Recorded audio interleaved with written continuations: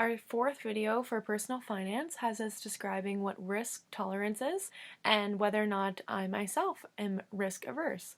So risk tolerance is the degree of variability in which investment returns that an investor is willing to withstand. It's really important in terms of investing due to the acknowledgement of the risk effects and how you should be reasonable and have realistic understanding of your ability to handle large swings or changes in your investment values. Factors that may affect your risk tolerance could include history of worst-case scenario returns for different asset classes, and this is because it will let you get to know the amount of which you would be comfortable in losing of your investment over a course of a year or maybe multiple years. The second factor that may affect your risk tolerance could include time horizon, and this includes the time you have to invest, your future earning capacity, so how much money you might have in the future, the presence of other assets such as your home, pension, or social security, and this is because you may be able to take greater risks if you have more stable funds to fall back on.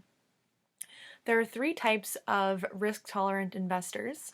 The first is the aggressive investor, and these investors tend to be market savvy.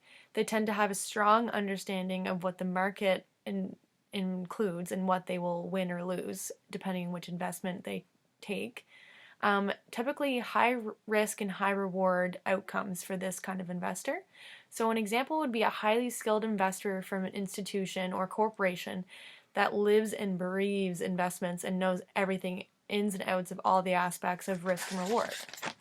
The second type of risk tolerance investor would be the moderate investor. The moderate investor adopts a balanced approach with intermediate term horizons, such as 5 to 10 years in between that range. They often pursue a 50-50 structure. This means that they risk as much as they think that will get them a moderate amount of benefit.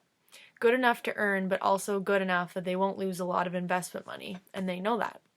An example of this type of investor could be an investor that might invest half of a portfolio in a dividend-paying growth fund.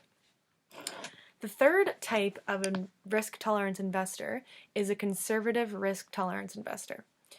So these types of investors are only willing to accept little or no volatility for their portfolio. They target opportunities that are guaranteed and highly liquid. So this means they don't take a lot of risk at all, and they're comfortable in the fact that they don't really risk a lot and they don't get a lot in return. So an example of this type of investor, a conservative risk tolerance investor, is a retiree who has spent decades saving, and they are unwilling to allow any risk sacrifices, and they don't want to risk what they work for years, and this is understandably so.